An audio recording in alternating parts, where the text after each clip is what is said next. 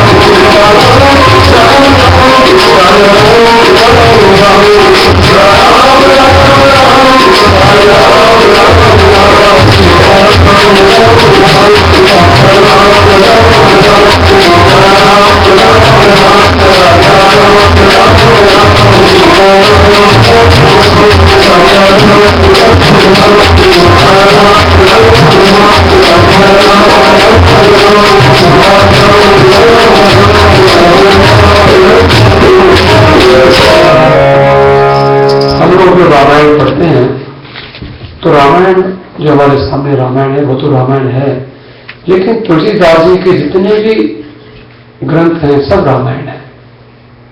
रामायण माने राम और अयन, अयन का अर्थ होता है आय प्राप्त हो, माने प्राप्ति का साधन। तुलसीदास जी की जितनी वाणी है वो सब राम का अयन है। अयन माने प्राप्ति का साधन। राम जी को प्राप्त जिस साधन से किया जा सकता है वो है रामायण। उसका रामायण शब्द का अर्थ यही होता है। रामायण जो शब्द का जो मीनिंग है, वर्ड मीनिंग, कि राम जी की प्राप्ति का साधन। राम जी को हम how can we achieve the Ram, हम कैसे राम जी को प्राप्त कर सकते हैं, उसी को कहते हैं रामायण। दूसरे शब्दों में अयन शब्द का अर्थ होता है घर, हाउस। तो राम का घर, रामस्य अयनम रामायणम, राम का घर है। रामायण में राम मिलेंगे, तो रामायण में कहां मिलेंगे, राम जी कहां मिलेंगे, रामायण में। इसलिए हम रामायण पढ़ते हैं। तो रामायण, ये भी जो हमने अभी अभी जो पद गाया, ये तुलसीदास जी का लिखा हुआ, ये भी रामायण है। तो इसमें थोड़ा सा मीनिंग मैं आपको बताऊं कि हम भगवान से, ये भगवान से यदि कृपा प्राप्त करनी है तो क्योंकि भगवान की कृपा के सहारे आज तक हमारा जीवन चल रहा है, हम ऐसा मानते हैं। जितने मंदिर में आते हैं, जितने लोग आस्तिक हैं, जितने लोग भगवान पर भरोसा करते हैं, भले ही भगवान कई बार ऐसा हमको लगता है हमें दुख देते हैं, लेकिन भगवान हमें दुख कभी देते नहीं हैं। और यदि भगवान दुख अगर देते भी हैं तो भगवान राम स्वयं भी तो दुख सहन करते हैं जीवन में। देखो भगवान ने कितने दुख सहन किए। यदि भगवान दुख सहन नहीं करते तो आज कोई दुनिया में राम जी का मंदिर भी नहीं होता। तो संसार में भगवान ने दुख सहन करके अपने जीवन को एक आदर्श जीवन बनाया। हम लोग भी थोड़े दुख सहन करते हैं, वो भी भगवान की कृपा ही समझना चाहिए। तो उसमें कहते हैं, हे परमात्मा हरि तुम बहुत अनुग्रह कीनो, आपने हमारे ऊपर बड़ा अनुग्रह, अनुग्रह माने कृपा, आपने हमारे ऊपर हमेशा दया की है, आप हमेशा दया करते हो। क्या सबसे बड़ा अनुग्रह क्या किया आपने, तो उसमें सागर धाम विबुध दुर्लभ, विबुध माने देवता, जो देवताओं को भी दुर्लभ है ये मनुष्य का शरीर। आगे भी तुलसीदास ने लिखा है रामायण में, साधन धाम मोक्ष करि द्वारा, पाई न जेहि परलोक संवारा, वही साधन धाम। और वो सुर दुर्लभ सद ग्रंथन गावा, सुर दुर्लभ बड़े भाग मानुष तन पावा। भगवान मनुष्य का शरीर हमको भगवान ने दिया। और तुलसीदास जी लिखते हैं कि वो हमारी इच्छा, हम तो अभी तो हम बड़े जवान हैं, हम ये कर सकते हैं, हम वो कर सकते हैं, ऐसा कर सकते हैं, हम ऐसा बोल देते हैं।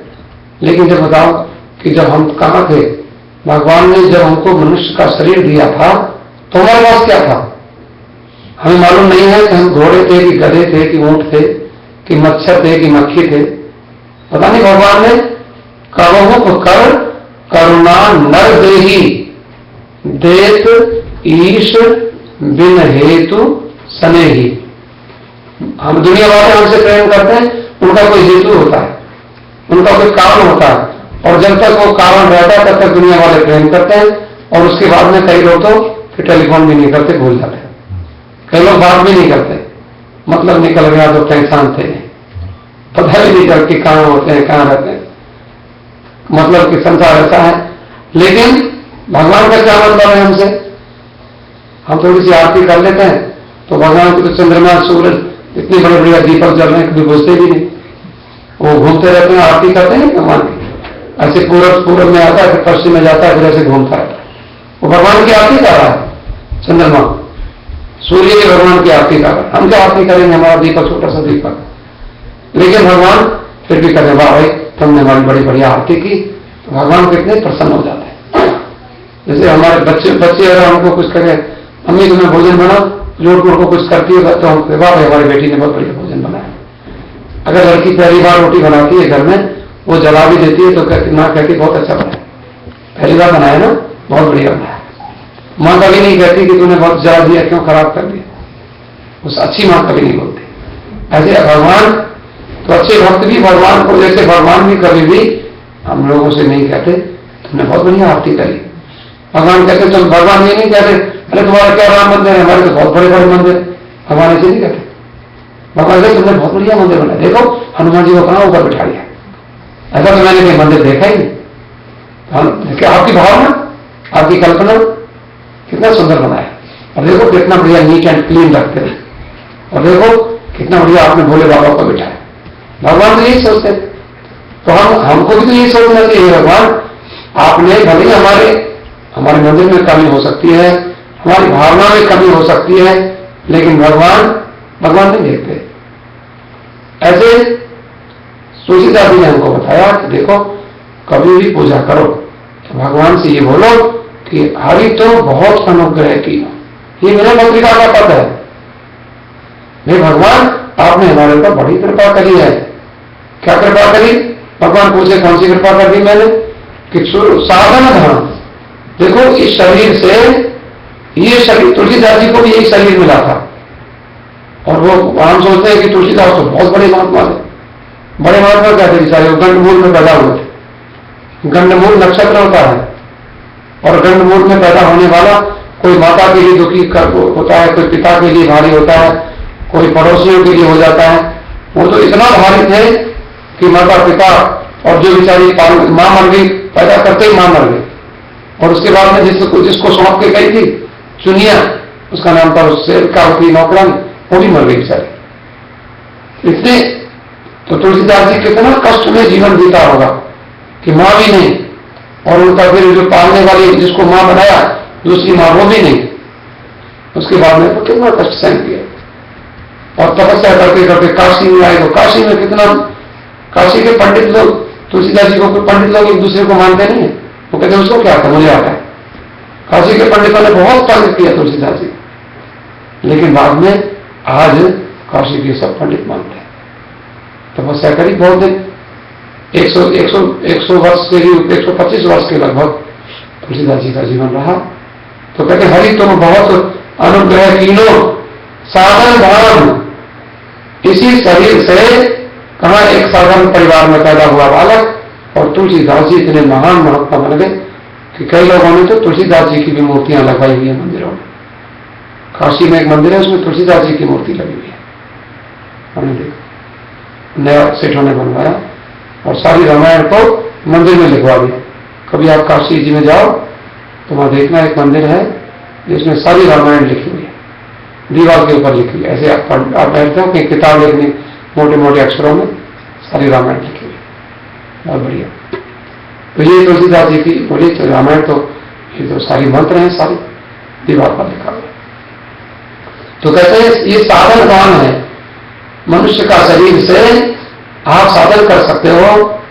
जैसे हम लोग गाते हैं, सत्संग में जो आता है पापात्मा, आते आते बन जाता धर्मात्मा। सत्संग में जो आता है धर्मात्मा, आते आते बन जाता महात्मा। सत्संग में जो आता है महात्मा, आते आते बन जाता परमात्मा। मैं जब से राम मंदिर आने लगा मैं बहुत अच्छा हो गया। हाँ सचमुच, मैं अपने को देखता हूँ कई बार, लेकिन पहले में ऐसा नहीं था। बहुत अच्छा होगा क्योंकि आप लोगों के साथ में बैठता हूँ। आप जैसे सब लोग, जैसे लोगों में बैठोगे, जैसा संग वैसा रंग, जैसे संग में बैठेंगे हम वैसा संग हमें, वैसा संग हम बन जाते। धीरे धीरे यहाँ हम लोग बैठते हैं तो जैसे अच्छे विचार एक दूसरे के, परमाणु एक दूसरे के हम लोगों को मिलते हैं, अच्छे विचार मिलते हैं। तो कहते हैं कि मनुष्य का शरीर साधन का धाम है। और कैसा है? साधन का धाम, साधन का, इसमें सारे साधन हो सकते हैं। भजन किससे होगा? इसी शरीर से। पूजा किससे होगी? इन्हीं हाथों से। मंदिर आपके ड्राइव करके आए हैं, किससे आए हैं? शरीर से। हाथों से ड्राइव करके मंदिर आते हैं, पैरों से एक्सीलेटर दबाते हैं, हाथों से हैंडल पकड़ते हैं। ये शरीर तो है ना। और भगवान ने कितना कि साधन हो रहा है हमारा। धीरे धीरे सत्संग में जाते हैं, धीरे धीरे एक गुण कोई ना कोई कथा से एक चीज हमें मिल जाती है, और वो हम अपने जीवन में एक एक करके उनको इकट्ठा करते जाते हैं, तो हमारा जीवन भी बढ़िया बन जाता है। ऐसे होता है। तो कहते हैं हरि तो बहुत अनुग्रह कीनो सागर धाम, और ये कैसा है, विबुध दुर्लभ। ये शरीर तो देवताओं को, देवता परसते हैं। देवता लोगों को, आपको हम बताएं कि देवता लोगों को स्वर्ग में जो रहते हैं उनको बहुत इच्छा होती है कि हम मनुष्य बन जाए, लेकिन वो मनुष्य बन नहीं पाते मनुष्य, क्योंकि उनके पुण्य होते हैं और बहुत वहां भोगते रहते हैं। उनका नया कोई, हम लोग सुख भोगते रहते हैं, नया उनका कोई पुण्य होता नहीं है, और फिर वो देवता बन के फिर कहीं बुरी बुरी योनियों में जाते हैं। ऐसा हमने पुराणों में पढ़ा, कीड़े मकोड़े की योनियों में जाते हैं, फिर कभी जाकर पता नहीं कितने दिन में वो मनुष्य बनते होंगे। तो हम लोग ये सोचते हैं कि भगवान ने कृपा करके ये मनुष्य का शरीर दिया। को कहते हैं साधन धाम विबुध दुर्लभ, देवताओं को दुर्लभ तनु मनुष्य शरीर, साधन धाम विबुध दुर्लभ तनु, और मोहन कृपा कर दी, और मुझे तो आपने कृपा करके दे दिया। तो कितना, तो मनुष्यों को ये पूजा भगवान को बोलना चाहिए, भगवान सबसे पहले मंदिर में है, भगवान को और भी कुछ नहीं, भगवान धन्यवाद आपने हमें बढ़िया शरीर दे दिया। मनुष्य का शरीर, अगर मनुष्य का शरीर नहीं देते तो कुत्ते का शरीर देते तो कैसे गाड़ी चलाते हैं आप? दिया हुआ कई लोगों को, बंदर का दे देते, गधे का दे देते, तो कैसे हम यहाँ आ पाते? मछली का दे देते, मछली का नदी में बेचारी घूमती रहती, कहाँ राम मंदिर आती, कहाँ सत्संग सुनती, ये उनको नहीं मिलता। तो आपने कृपा करके मुझे दिया, कितना आपका धन्यवाद करूं। और कहते हैं मैं अगर आपका धन्यवाद करने लगूं तो कोटि मुख कहीं जात न प्रभु के एक एक उपकार। आपने कितनी सोच समझ के, एक आदमी कहता है कि भगवान ने जो कान जो बनाए, तो बोले भगवान को ये क्या जरूरत थी, जो कान तो छेद कर देता, ये जो चंबा लगाने की क्या जरूरत थी, इतना सारा ये चंबा लगा दिया बिना मतलब। देखा भगवान को कुछ समझ है? वो कहते हैं कि भगवान को मालूम था कि तुम्हारी आंख कमजोर होगी, चश्मा टांगोगी कहां? तो चश्मा टांगने के लिए ये जो बना दिया कि कुंटी, इस पर हैंगर टांग लो चश्मे को, तो कैसे टांगते, बड़ा मुश्किल हो जाता है टांगने बना। तो क्या था, एक ही चीज को साइंटिफिक तरीके से बनाया, कहाँ कहाँ बाल उगाए थे वो भी जरूरी है। अभी कोई हम सुन रहे थे किसी से, कोई एक बाबा जी को वो स्कूल में जाते थे पढ़ने, तो कई लोग बचपन से बाबा जी होते हैं। बाबा जी माने जैसे भगवान जिसे रखता है वैसे रहते, उनको आदत थी कि अब रोज शीशा देखें, कि रोज नाई के पास जाएं, ये बाल ठीक करो, यहाँ से ऐसे करो। उनकी जो दाढ़ी वाड़ी बढ़ गई, तो वो प्रिंसिपल ने एक दिन कहा जरा ये तुमने ये बाल क्यों बढ़ाए? तो वो लड़का कहता है तुमने क्यों कटवाए? मैंने बढ़ाए थोड़ी, जैसे वैसे ही है भाई, तुमने जो कटवाए नहीं, तुम्हारे कटवाए ये गलत किया, हमने तो बढ़ाए, हमने बढ़ाए वो नहीं। ये तो भगवान ने कई बार भगवान ने बनाए हैं, तो कई लोग ऐसे तर्क देते हैं कि हमने तो बने, उनको बाबा जी कहते हैं कि हम इसको बिगाड़ नहीं कर, देखो रोज रोज कौन झंझट में पड़ा रहे, इसलिए हम बार बार जाओ बनवाओ, फिर नाई के यहाँ जाओ, कई बार बनाते हुए कई बार चोट भी लग जाती, तो कौन सा करना पड़े उसमें, इसलिए ऐसे रहना। तो उसमें इसलिए हमारे महात्मा, हमारे गुरु जी थे, वो कई बार एक साल में एक बार बनवाते, साल में एक बार बना लिया बस हो।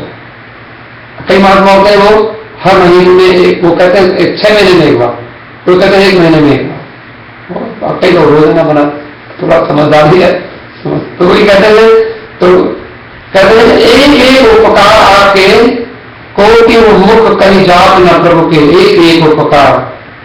करोड़ों मुख से भी अगर हम आपके उपकारों का वर्णन करें तो हम नहीं कह पाएंगे।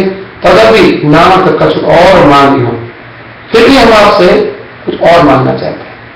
अब तुलसीदास जी क्या मांग रहे हैं गुजरात में, तदपि नामक कुछ और मांगी हो, दीजिए परम उदार।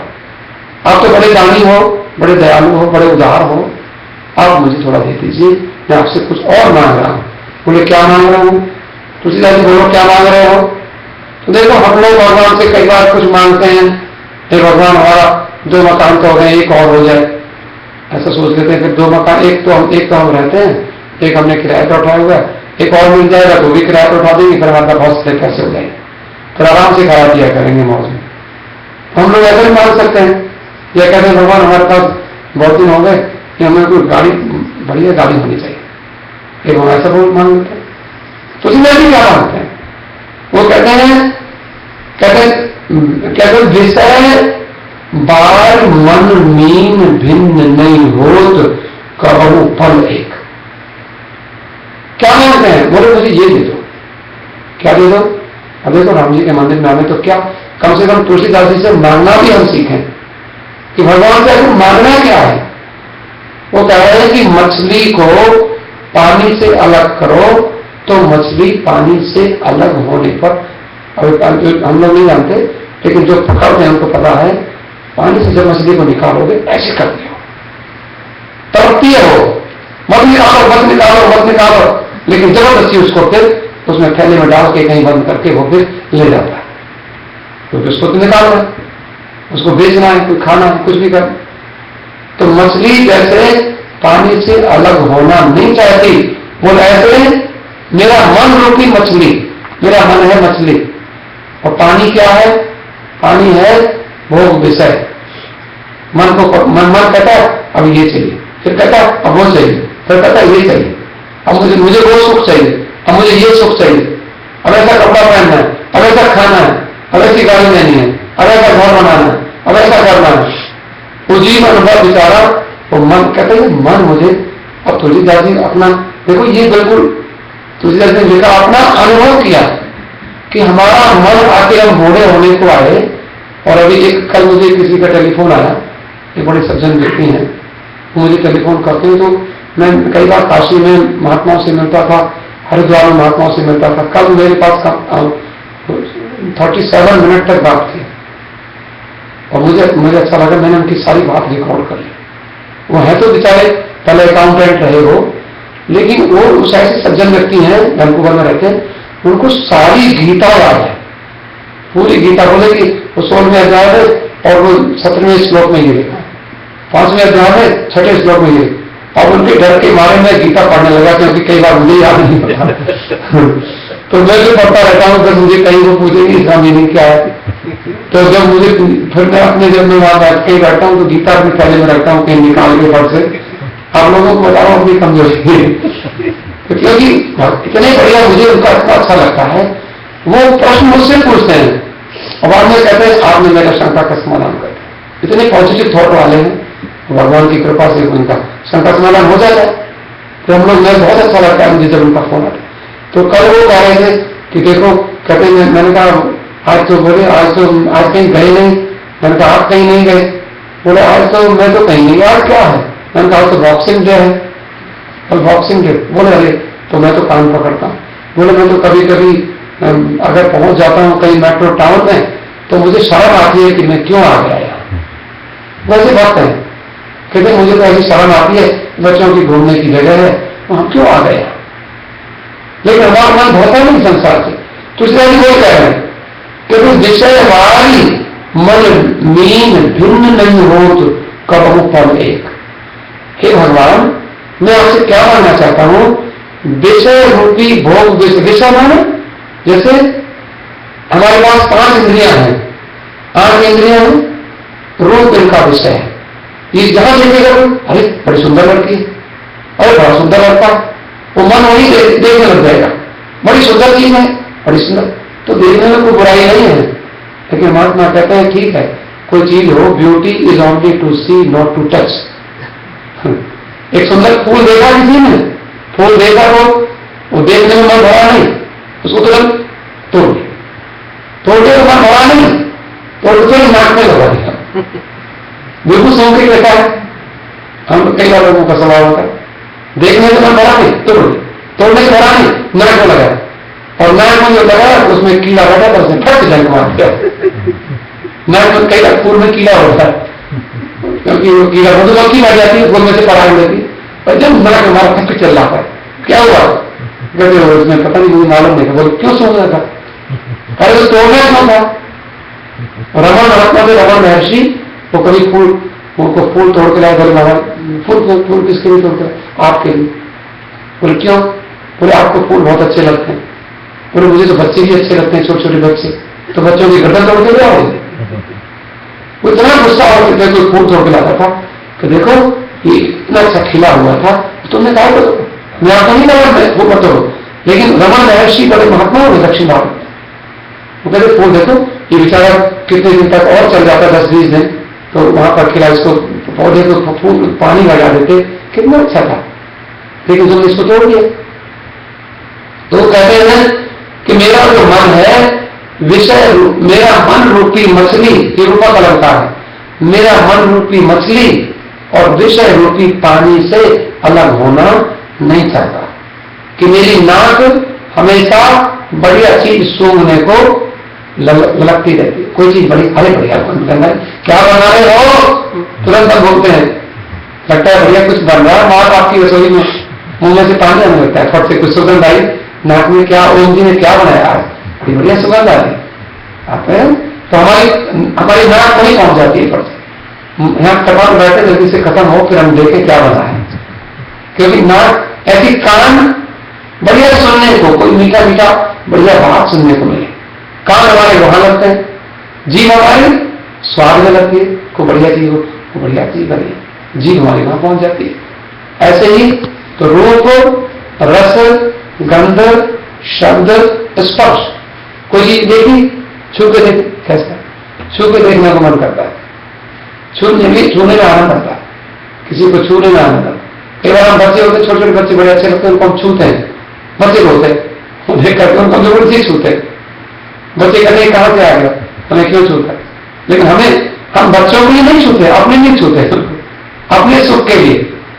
तो कहते हैं हमारी जो इंद्रियां हैं, ये हम इंद्रियां, इंद्रियों का मालिक है मन, तो हमारी इंद्रियां रूपी, हमारे मन रूपी जो मन रूपी जो मछली है, मन मछली को पानी से हटाओ, उसको बुरा लगता है, तड़पने लगती है, व्याकुल हो जाती है। ऐसे हमारे मन को अगर पांचों इंद्रियों को, अगर पांचों विषयों से हटाते हैं, इंद्रियों के साथ मन लगता है, तभी इंद्रियां विषयों में जाती हैं। गीता में भगवान ने कहा इंद्रिय परव्यर्था अर्थेभ्यश्च परम मन, मनसस्तु परा बुद्धि, बुद्धिरात्मा महान पर। अब देखो उसमें लिखा हुआ है महात्मा,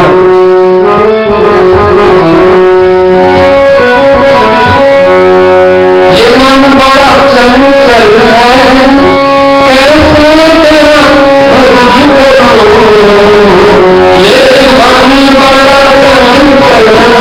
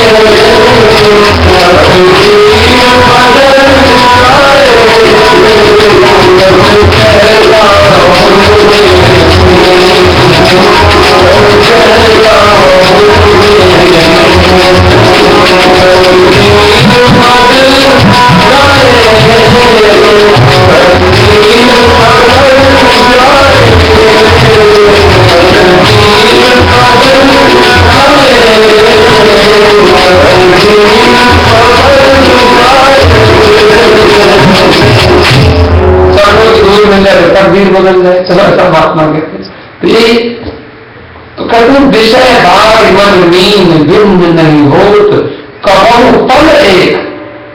ये तुलसीदास जी की बात नहीं है।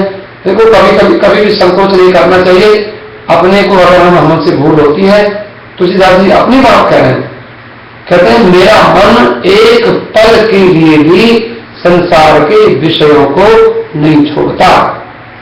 मेरी वाणी हमेशा संसार की चिंतन करने में लगी रहती है, और मेरी जीव स्वाद में लगी रहती है, मेरे कान दूसरी बात सुनने में लगे रहते हैं, कथा सुनने में नहीं लगते, मेरी आंखें संसार को देखने में भरी नहीं आ सकती। चलो वो देख के आएंगे, चलो वहां देख के आएंगे, वो सिनेमा देख के आएंगे, वो पहाड़ी पर देख के आएंगे, वो वहां देख के आएंगे, कौन क्या क्या देख के आएंगे, कभी मन भरा नहीं।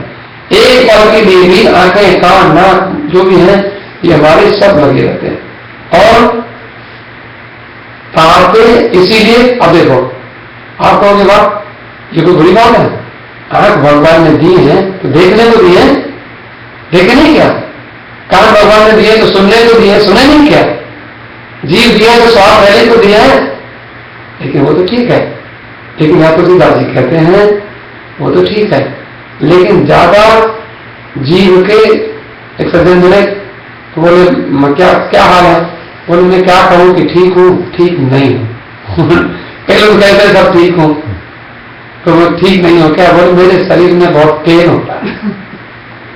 तो फिर मैंने उनसे कहा कि देखो शरीर में पेन होता है तो हो सकता है कि कोई हम खान पान में गड़बड़ करते हैं कई बार, तो उसकी गड़बड़ी में तो आप ऐसी चीजें खाया करो जिससे पेन ना हो। तो एक हमने एक आयुर्वेद में सुना कि जो अंगूर है, जो ग्रेप्स जो आप खाते हैं, तो ग्रेप्स जो है वो बहुत बड़ा पेन किलर होता है। अंगूर अगर खाओ तो शरीर का दर्द ठीक होता है, लेकिन कहते हैं वो शुगर बढ़ाता तो खाए तो उसमें शुगर है। तो बोले कि वो उसने उनकी पत्नी बोली तो खड़ी थी, कहते महाराज ये जीव के बड़े कमजोर, ये वो कॉम्प्रोमाइज नहीं कर सकते स्वाद में, कोई चीज स्वादिष्ट नहीं है तो वो नहीं खा सकते। बच्चे होते हैं जैसे बंदर क्या जाने अदरक का स्वाद, बंदर को कौन अदरक खा लो, अदरक थोड़ी बंदर खाएगा, बंदर कभी नहीं खाएगा अदरक। बंदर बढ़िया चीज खा लेगा, चना खा लेगा, बिस्किट खा लेगा, और बंदर अदरक थोड़ी खाएगा। तो अदरक का जो इंपॉर्टेंस समझेगा वो तो खाएगा। वो कहते हैं क्या हो रहा है, मेरा मन संसार के विषयों को नहीं छोड़ता तो कोई बात नहीं, लेकिन कहते हैं वो छोड़ता है उसके प्रॉब्लम होती है। ये संसार के विषयों को नहीं छोड़ता, प्रॉब्लम क्या होती है? ताते सहो विपत्ति अति दारुण। मेरी जो इंद्रियां, पांचों इंद्रियां मेरे कंट्रोल में नहीं है, इसीलिए मैं दुख सहता हूं। जीव कंट्रोल में नहीं है तो दुख सहेंगे। जीव कंट्रोल में खाने पीने की बात नहीं, जीव कंट्रोल में नहीं, किसी से गलत बोल रहे तो क्या होगा? फिर झगड़ा होगा, झगड़ा प्रॉब्लम हो जाएगी, कोई उसूल कर देगा इसने मेरे को ये बोला, बोलने में सारा। अरे वो घर में घरवाली से गलत बोल के देख लो पता चल जाएगा, लड़के से गलत बोल के देखो, पति से गलत बोल के देखो, मोहल्ले वाले से बोल दो उनको को भाई साहब आपने गाड़ी तो खड़ी ठीक की, लेकिन क्या करें वो थोड़ा सा हमारा एक गेस्ट आने वाला था, इसलिए आप अगर हो सके तो आप थोड़ा सा उधर कर ले। ऐसे बोलोगे तब वो कहेगा कोई बात नहीं हम उधर कर लेते। लेकिन अगर जरा बोलोगे तुमने सुनो तुमने गलत कर दी, तुम क्यों गलत कर रहे? मैं पुलिस बुलाता हूँ, तुम नोट करेगा फिर वो अगली बात करेगा मैं भी पुलिस बुलाता हूँ। तो देखो गलत बोलोगे गलत था। तो जीव को हम लोग और हम वो कहते हैं मेरी इंद्रियां मेरे बस में नहीं है तो मैं दुख से भगवान के कहने की बात छोड़ो। वो कहते भगवान देखो वो कहते हैं इंद्रियों का मालिक है मन, मन के मालिक है बुद्धि, और बुद्धि का मालिक है आत्मा, और आत्मा का मालिक है परमात्मा। लेकिन हमने इंद्रियों का मालिक बना दिए संसार के विषय। इंद्रियों का मालिक क्या है? जीव का मालिक है जीव का सुख, कान का मालिक है कान का सुख, आंख का मालिक है आंख का दृश्य। वो ठीक है, वो कहने लगे। इसीलिए तुलसीदास जी कह रहे हैं महाराज मेरा मन संसार के विषयों को नहीं छोड़ता, उसका पाते बने इसीलिए पाते सबों विपत्ति अति दारुण, साधारण विपत्ति नहीं, बहुत घोर विपत्ति सहता हूं, बहुत बड़े बड़े दुख सहता हूं, और जन्मत जोनी अनेक, और दुख सहता हूं ये नहीं क्योंकि मुझे गलत बोलने की आदत है, तो भगवान कहते जहां देखो लेकर बोल दो, जिसको देखो जंग मार दो, तो सांप बनो। जब हम मरने लग जाएंगे क्योंकि जंग मारते हैं हम सबको, जब जंग मारेंगे भगवान कहेंगे तुम आदमी क्यों बन गए, ऐसा करो इस बात उनको आदमी नहीं बनेगा। भगवान के मिलने की बात को छोड़ दो। भगवान जब इंद्रिय कंट्रोल में नहीं है, जीव कंट्रोल में नहीं है, आंख कंट्रोल में नहीं है, कान कंट्रोल में नहीं है, मन कंट्रोल में नहीं है, तो हम भगवान को पालेंगे, वो तो भूल जाओ। तुलसीदास जी कहते हैं भगवान को पाना छोड़ो, मैं तो बहुत विपत्ति सहता हूं, और उसमें और इतना ही नहीं, और जब मरता हूं तो फिर अनेक दूसरी करीब बुरी बुरी योनियों में जाता हूं, क्योंकि संसार के विषय आगे लाऊंगा, खरीद के आगे लाऊंगा, खरीदता रहता हूं, घर भरता रहता हूं, तो वो कहेंगे ठीक है, तो तुम कहीं भगवान क्या करेंगे, फिर हमें गधा ही बना देंगे। तो गधा बन के ढोने की आदत पड़ी रहती है, हमेशा जब देखो अब वो लेके आ रहे, अब ये लेके आ, वो लेके आ, वहां लेके आ, हमेशा ही करते रहते, कब तक करते रहोगे।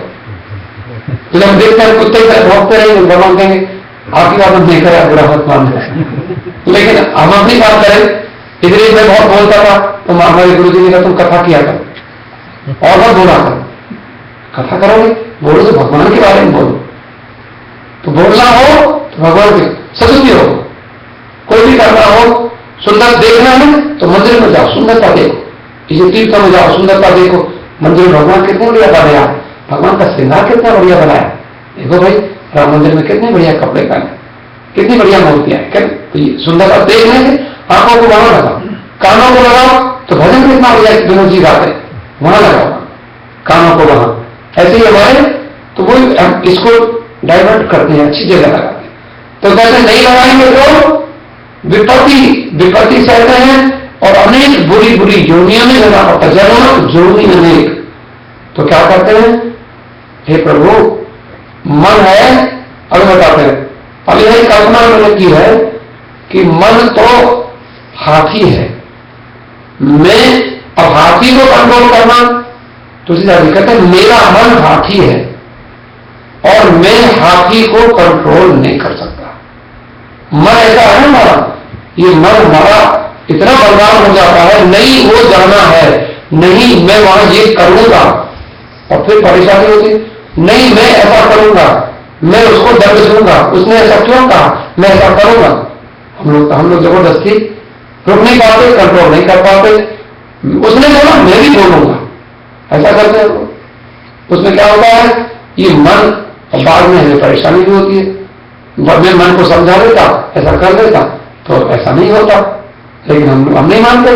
तो कहते हैं मन है हाथी, और हाथी को कंट्रोल करने के लिए एक हमारे दिल्ली के बादशाह थे, उनका नाम था नादिर शाह। नादिर शाह थे राजा, मुसलमान थे, मुगल सम्राट। वो पहली बार जब राजा बने तो उनको कहा गया कि सबसे बढ़िया सवारी कौन सी होती है, महाराज हाथी की सवारी, तो हाथी मंगाओ। अब राजा के लिए हाथी मंगाया, तो उनके लिए जो रथ, उनके हाथी के ऊपर एक हथवा, हाथी चलाने वाला ड्राइवर होता है। आप अगर हाथी पर बैठोगे तो हाथी चलाना, ज्यादातर मैक्सिमम लोग हाथी को ड्राइव नहीं कर सकते। आप कार ड्राइव कर सकते हो, घोड़ा ड्राइव कर सकते हो, गधा ड्राइव कर सकते हो, लेकिन हाथी को ड्राइव करना बहुत मुश्किल है। और उसमें जब हाथी बिगड़ जाएगा, आपने देखा नहीं, हाथी को तो हाथी बैठना तो सब चाहते हैं, लेकिन हाथी को ड्राइव करना, तो ड्राइव करने के लिए क्या करना पड़ता है कोई, तो घोड़े को तो ड्राइव करना आसान है, क्योंकि घोड़े की लगाम होती है, लगाम होती है उसकी नाक में पड़ी होती है, और नाक जो होती है, आप कल्पना करो नाक में तो रस्सी डालो तो नाक बहुत कमजोर, अंदर से ना बहुत कोमल होती है। घोड़े की नाक में रस्सी होती है तो घोड़े को दर्द होता है, और नाक में जो पकड़ के इधर से कर वो देता है, तुरंत हो जाता है, इधर कभी देता है तुरंत, क्योंकि वो उसको नाक में, लेकिन हाथी की नाक में तो होता नहीं है कुछ, हाथी तो सीधा ऐसे सिंपल होता है। तो हाथी को बस में करने के लिए एक बनाते हैं अंकुश बोलते हैं उसको। वो पीतल का होता है या किसी स्टील का होता है, किसी बहुत धातु का होता है। हमने देखा तो देखने में पीतल का लगता है, लेकिन उसमें नीचे कोई नोक जो होती है बहुत तेज नोक होती है, बहुत नुकीला होता है, और ऐसे लेके उसको ऊपर से पकड़ने का होता है, वैसे पकड़ने का ग्रिप होती है। और हाथी के यहाँ पर गर्दन में जब हाथी बिगड़ता है तो जोर से मारता है उसको, तो हाथी फिर एकदम, हाथी को फिर कष्ट होता है, तो हाथी उसको डरता है कि मुझे और मारेगा, फिर और मारता है, फिर हाथी चिल्लाता है, तो वो कहता है, फिर वो हाथी बैठ जाता है, फिर वो कहता है भाई मुड़, तो फिर नहीं मुड़ेगा तो फिर उसको मारता है, फिर भाई मुड़ जाता है। हाथी को ऐसे कंट्रोल किया जाता है। तो ये कहते हैं, यहां पर क्या कह रहे हैं, तुलसीदास जी बोलते हैं, कृपा डोरी बंसी पद अंकुश, कि आपकी मेरी जो मेरे मन की डोर को मैं आपके चरणों में बांध दूं, मेरे मन की डोर आपके भगवान के चरणों में लग जाए, और उसमें क्या हो जाए, वही तो वो आपका जो चरण है वो मेरे मन के लिए अंकुश है। जैसे हाथी को कंट्रोल करने के लिए अंकुश, तो हमको क्या करना पड़ेगा, अगर मन हमारा कंट्रोल, देखो कितनी बढ़िया तुलसीदास जी के एक पद में कितनी रामायण है, कितनी बड़ी बात है जीवन की, हमारे जीवन की कितनी बड़ी रहस्य, कितनी बड़ी कथा है। कहते हमारा मन अगर संसार के विषयों को नहीं छोड़ता, और मन मंदिर आना नहीं चाहता, और कहीं जाना चाहता है, मन भगवान की कथा सुनना, काम सुनना नहीं चाहते, और कुछ सुनना चाहते हैं, जी भगवान रामायण करना नहीं चाहती, और कुछ करना चाहती, ऐसा ना। तो कहते क्या कर रहे होगा, तो भगवान से प्रेयर कर रहे हैं, भगवान से प्रेयर कर रहे हैं कि हे परमात्मा, तो आपके चरण रूपी कृपा डोर बंसी पद अंकुश, बंसी मतलब बांधना, ये कृपा जिस दिन आपकी कृपा की डोरी में, रस्सी में, आपकी कृपा है रस्सी, और रस्सी में बंध जाएगा, और बंध जाएगा वो रस्सी फिर आपके चरणों में लग जाएगी, माने मेरा मन आपके चरणों में लगने लग जाए, भगवान के चरणों में लगे, तो उसमें क्या होगा, अंकुश, वो अंकुश है। अंकुश माने जैसे ताकत को, मन को कंट्रोल करने वाला, तो भगवान के चरणों में, चरण कमल में अपनी हम डोरी को, मन की डोरी को बांध दें। हमें डोरी बांधने का मतलब क्या है, हमने मंदिर बनाई है राम मंदिर, तो डोरी को बांध ले। अब कोई आवे ना आवे, विनोद जी को तो आना ही पड़ेगा, कोई आवे ना आवे, फिर हमारे आप लोगों को तो आना है, करम जी को तो आना ही पड़ेगा। कोई नहीं आएगा तो आप एक आध महीने एबसेंट हो सकते हो, कब तक एबसेंट हो जाओ, आना ही पड़ेगा, क्योंकि आपने डोरी को भगवान के चरणों में, राम मंदिर बना के आपने अपने मन की डोरी को भगवान के चरणों में बांधा।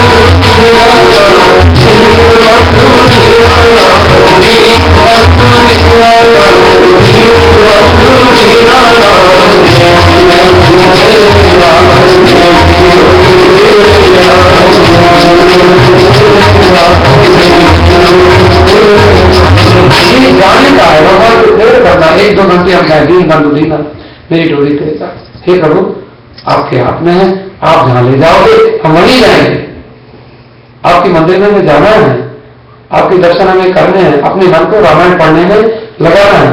तो तुलसीदास जी कहते हैं कृपा आपकी कृपा होगी तभी तो काम बनेगा। कृपा रोरी बंसी पद अंकुश परम प्रेम मृदु चारो। और ये हाथी रूपी जो मेरा मन है, तो हाथी को चारा चाहिए। चारा माने भोजन, चारा एनिमल की फूड को चारा बोलते हैं। तो हाथी है क्योंकि अंकुश से मांग रहा है, और तो आपके चरणों में अगर मेरा मन लगाए, डोरी बंधी हुई है, तो वो तो हो गया अंकुश। इससे हाथी कंट्रोल हो जाएगा। अभी हाथी भोजन मांगेगा तो भोजन क्या मिलेगा? तो भोजन परम प्रेम मृदु चाव, बढ़िया मीठा भोजन चाहिए हाथी को। मृदु माने मीठा, तो मीठा भोजन क्या है? भगवान का परम प्रेम। अगर जो तुलसीदास जी जैसे भक्ति हमारे मन में हो जाए, किसी बढ़िया साधु को कहो कि साधु जी, हम तो ऐसा बोलते हैं कई बार, कहते हैं साधु महात्मा क्यों आते मंदिर में? बोले नोट कमाने आते लेकिन नोट कमाने आते। तो हमने कहा नोट कमाने तो कहीं और भी जगह जा सकते हैं, नोट कमाने को तो और भी काम कर सकते हैं ना। बहुत सारे कमाने संसार में, बड़े बड़े क्वालिफाइड महात्मा, बड़े बड़े पढ़े लिखे लोग, और वो कथा करते हैं, भजन करते हैं, प्रवचन करते हैं, भजन गाते हैं। तो उनको कोई कहे कि हम तुमको कितना डॉलर देंगे, तुम कथा छोड़ के दूसरा काम करने लग जाओ, वो कहेंगे हमसे नहीं होगा, तुम डॉलर भोले मत दो, हमसे नहीं होगा। भगवान का भजन हमसे हो सकता है, क्योंकि भजन में आनंद मिलता है। भजन तो प्रेम है, वो चारा क्या है? मन का चारा। तो कृपा रूपी डोरी से बांध लो, और आप अपने जब आप अपना प्रेम रूपी चारा दे दो मेरे मन को। भगवान का प्रेम ही, भगवान प्रेम करते हैं तो हम राम मंदिर में आते हैं। भगवान का प्रेम है तो हम भगवान की कथा सुनते हैं। प्रेम नहीं है रामायण में तो कौन सुनेगा रामायण? रामायण और प्रेम तो कहीं और है। किसी को जबरदस्ती लाके बात तो कहते आपने हमें बोल करने को क्यों क्या दिया? और बोल होंगे भाग जाएगा, अगले पहले को आ जाएंगे। कौन आएगा? हनुमान चालीसा क्यों पढ़ते? दुर्गा चालीसा क्यों पढ़ते? इसमें क्या रखा? अरे पढ़ो ना, पर रोज नहीं पढ़ते, अब कुछ और करो। जो नए नए लोग हैं उनको तो लगे जाए, पर रामायण क्यों पढ़ते? कुछ और करो ना। और क्या हो, उनकी बात मानने लग गए तो पता नहीं क्या बनाने लग जाएंगे ऐसे संसार के लोग। तो भगवान के हमारे मन को आपके प्रेम रूपी चारा मिलना चाहिए। और क्या? इंजी बुद्धि भेद हरो मेरो दुख। अब देखो ये मांगा भगवान से, आपका प्रेम रूपी चारा मिले, और मेरे मन रूपी हाथी का जो डोर है वो आपके चरणों में बन जाए, वो अंकुश बन जाए, उसको रोकने वाला। और यही विधि भेद हरो मेरो दुख। हे परमात्मा, हे राम जी, इस प्रकार से मेरा दुख हरण कीजिए। कौतुक राम तिहारो, ये मेरे लिए सरप्राइज हो जाएगा। अगर आप मुझे कुछ सरप्राइज गिफ्ट देने वाले हो, भगवान अगर हम भगवान से अगर भगवान अभी बॉक्सिंग डे आ गया, अभी न्यू ईयर आ रहा है, अभी क्रिसमस में मुझे कुछ गिफ्ट सरप्राइज गिफ्ट दीजिए, बोले क्या? कौतुक माने सरप्राइज गिफ्ट को कौतुक कहते हैं संस्कृत में, हिंदी में।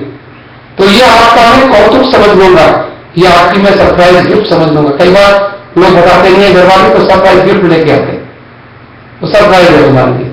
क्या है इसमें? बोले बस सरप्राइज है, खोल के अपने आप खोल के देखो। फिर वो खोलते तो मिलता है भाई बात, तो अब उनकी कोई, फिर वो खुश हो जाते हैं, क्योंकि उनको मन को पहले सरप्राइज देने वाले को कौन सरप्राइज दे सकता है? हस्बैंड सरप्राइज दे सकता है किसी को, दूसरा सरप्राइज देगा वो फैल देगा उसे, तो देगा उसको पता ही नहीं है। अरे हमको हमें क्या चाहिए उसको कोई तो बनाना चाहिए। तो सरप्राइज कौन देगा? जो आपके मन को पढ़ना जानता है, आपका मन कहाँ, आपका मन क्या मानता है, कौन सी तुमसे। तो भगवान आप तो मेरे मन को समझते हो, आप तो अगर मुझे आप सरप्राइज गिफ्ट देना समझते, मुझे तुलसीदास को, ये हमारे स्टैंडर्ड के बहुत ऊपर का पद है। सोचो, तुलसीदास जी कहते हैं कि अगर मुझे बढ़िया गिफ्ट देनी है तो ये काम करो, मेरा मन आपके चरणों में लग जाए। और तो यही विधि हरो, क्योंकि मेरा मन नहीं लगेगा तो इतना बुरा होने वाला हूं, मुझे फिर कहीं भटकना पड़ेगा, बुरी योनि में जाना पड़ेगा, गधे घोड़े की योनि में, मैं नहीं चाहता। तो प्रभु मेरा दुख दूर करो और मुझे कुछ ऐसा कोई सरप्राइज गिफ्ट दे दो, आपके चरणों में मेरा मन लगे। तो है श्रुति विदित उपाय सखत सुर। कहते हैं वेदों में तो बहुत सारे उपाय बताए। वेद पढ़ने लग जाओ तो वेदों में बहुत सारे उपाय बताए गए हैं मन को लगाने के। और उपाय सकल सुर कई कई दीन निहोरे, तुलसीदास के जीव मोह रघु जोई बांधो सोई छोड़े। वो कहते हैं, लेकिन उनको उपायों को करने के लिए मैं नहीं चाहता। वेदों को पढ़ूं तो वेदों में बहुत सारे उपाय लिखे हुए हैं। वेदों को पढ़ने लग जाओ तो कैसे, तो गीता में भगवान ने वो अर्जुन ने कहा कि जैसे मन बड़ा चंचल है, कैसे तेरा भजन करो। चंचलम ही मनः कृष्ण प्रमाथि बलवत् दृढ़म तस्याहम निग्रहम मन्ये वायुरिव सुदुष्करम। देखो गीता में और रामायण में क्या अंतर है, अगर ध्यान से समझना। गीता में भगवान ने कहा, जब कहता मेरा मन चंचल है, रुकता नहीं है, तो भगवान ने अर्जुन को बताया, कहते अभ्यासेन तु कौन्तेय वैराग्येन च गृह्यते। बोले दो काम करने पड़ेंगे, अभ्यास करो, बार बार बार बार बार बार बार बार मन को लगाओ। एक दिन मन नहीं लगेगा रामायण पढ़ने, दूसरे दिन लगाओ, तीसरे दिन लगाओ, चौथे दिन लगाओ, 6 महीने लगे लगाओ, 7वें महीने में हो सकता लगेगा, 4 बार लगे कोई बात नहीं, 2 साल में लगेगा। अभ्यास करो, रोज करो रोज करो रोज करो। पहली बात तो ये था। फिर दूसरा कहां लगता है मन, पूरे संसार में, बोले वहां वैराग्य करो। जिस चीज में लगता है बोले उसमें क्या रखा है, रसगुल्ले में लगता है, रसगुल्ले खाओ खाओ, एक दिन खाए जाओ, जब 10 खाओ 20 खाओ 50 खाओ तो क्या हो, पेट खराब हो जाएगा। बोले फिर खाने को मन नहीं करेगा, क्यों ऐसा मन भर जाएगा वो उसमें लगेगा नहीं। बोले संसार से वैराग्य करो। जहां जहां संसार में जाता है वो कोई काम की चीज नहीं है, उसको ठीक से देखो, उसमें तो तुम्हारा मन जाता है। बोले वो मन जाता है तुम्हारा कैसा लगता है वो चीज को।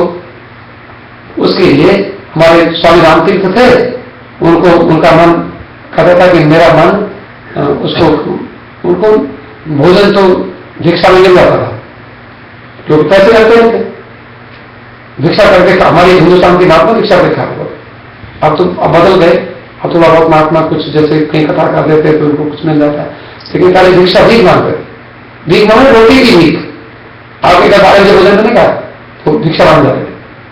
और जब तो भोजन की समझदारी से भिक्षा मांगते थे कि 12 बजे आप भोजन बनाएंगे, 10:30 12 बजे आपने खा लिया होगा, तो सरप्राइज वो जाते थे। बोले भाई आपके घर में कोई रोटी बची हो तो मुझे दे दो। उधर हाँ मुझे बनकर एक रोटी, तो हाँ एक ही चाहिए। किसी ने कहा आज तो आधी बची, आज ही हमने अपने डॉग कुत्ते में डाल दी, बोले आधी नहीं चाहिए, और आधी खाई बाकी पानी पी लिया, तो जाके आराम से भजन किया। उससे मरेंगे नहीं, चल जाएगा शरीर, 24 घंटे चल जाएगा, आधी रोटी बहुत है, ऐसे करते थे। लेकिन अब वो पहले तो मैथमेटिक्स के प्रोफेसर थे, स्वामी रामतीर्थ, अच्छी महात्मा थे, भारतवर्ष के। अमेरिका में आए, सबसे पहले साधु आए अमेरिका में, पहले तो दूसरे साधु नहीं आए अमेरिका। पहले स्वामी रामतीर्थ आए, फिर विवेकानंद जी आए पहले महात्मा। तो वो उनको जो महात्मा बन गए, भिक्षा मांगे खाते थे, तो उनको नींबू खाने की आदत थी, नींबू खाने कि नींबू चाहिए। तो अब किसी से भिक्षा मांगो, भाई रोटी दे दो, तो रोटी तो बोलेगा नींबू दे दो, चल खा लेते, नींबू मांगता बना महात्मा। महात्मा बनकर रोटी मांगता तो ठीक है, अगर वो अपनी इच्छा से नींबू दे दे वो तो आपको ठीक है, लेकिन आपने नींबू मांग लिया तो गड़बड़ होता, अब महात्मा नहीं होते।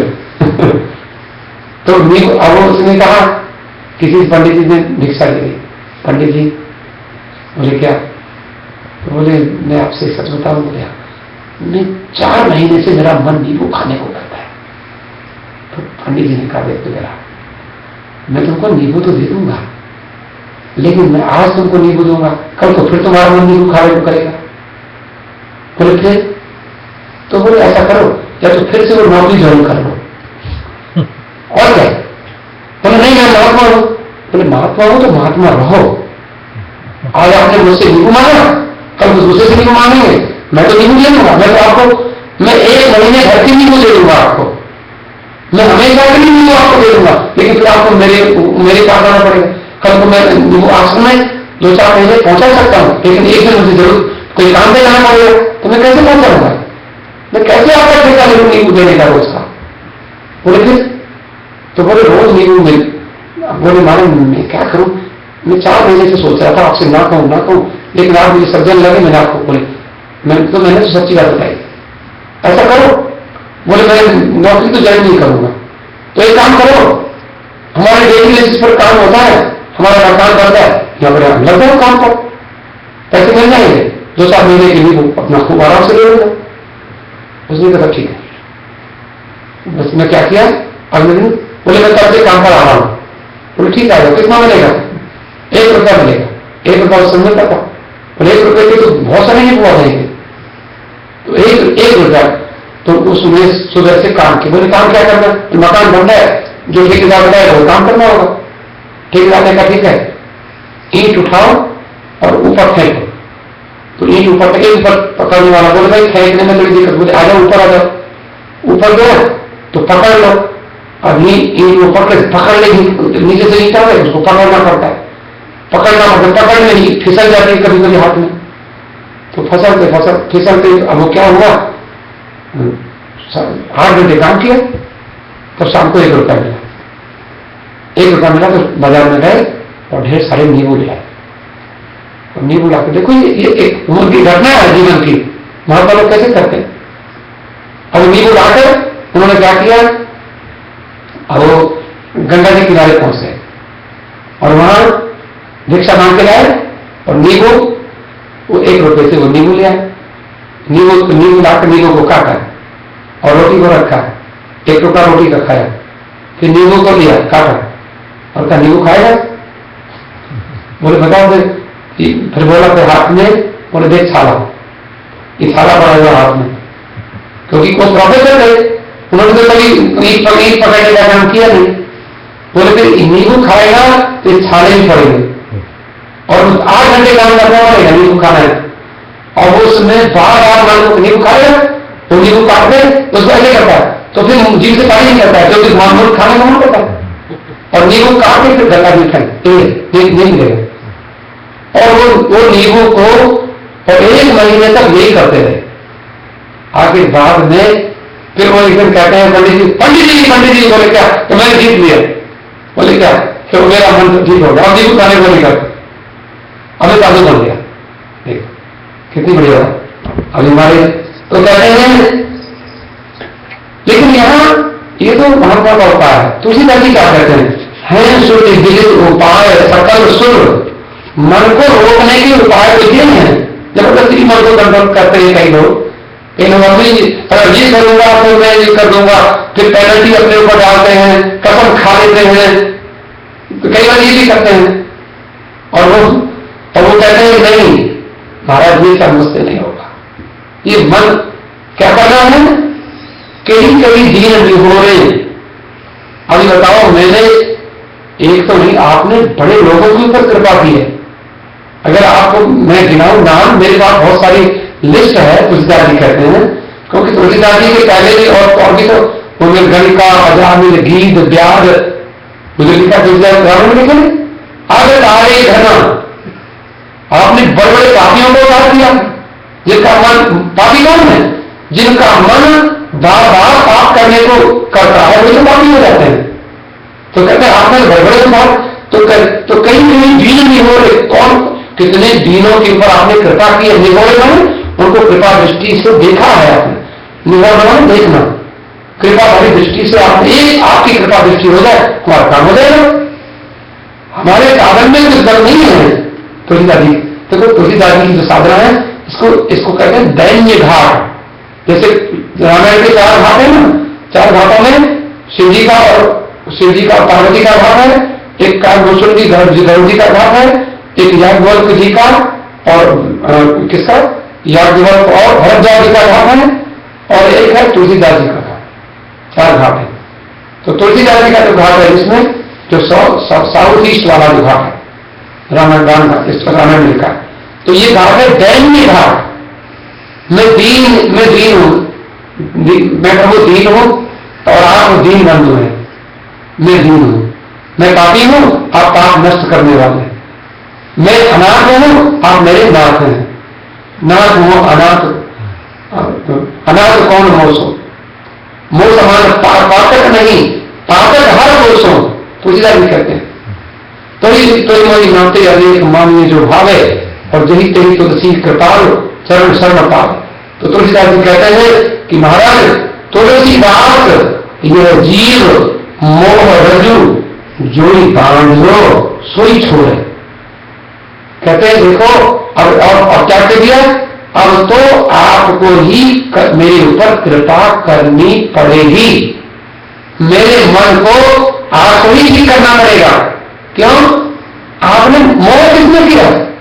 पत्नी के प्रति, बच्चे के प्रति, परिवार के प्रति मेरा मोह जो है, परिवार के प्रति मोह है दुख का कारण, संसार के प्रति मोह है दुख का कारण, धन के प्रति मोह है, अगर धन कमाने में लगे रहो मोह है। बड़ा अच्छा पैसा आ गया और आ गया और आ गया और बढ़ गया और एक और मिल गया, अब मोह कब लगा जाएगा? कब तक लगे रहोगे? मरते कम तक, मरने के बाद भी लगे रहे, मरने के बाद भी बहुत छूट जाएगा। तो कहते हैं ये मोह की रस्सी किसने बांधी है? तो आपने। कहते वही तुलसीदास ये जीव मोह रज्जु, ये जीव जो है जीवात्मा, सारे संसार के जीव प्राणी ये मोह की रस्सी में बंधे हुए हैं, और तभी तो इनका मन संसार में लगता है। तो किसने बांधा है? यही बांध लो सोई छोड़े, बांधा है आपने, आप ही छुड़ाओगे। और आपको नहीं छुड़ाना है तो मना करो। लेकिन हमारी महात्मा कहते हैं ये प्रभु आप अगर कह दो तो कि आप अगर हमें आपको कुछ नहीं कृपा करनी है, आप कह दो, हम किसी दूसरे की कृपा ढूंढ लेंगे। लेकिन ऐसा कुछ होता नहीं, आपकी कृपा तो हम आपके ही सहारे हैं।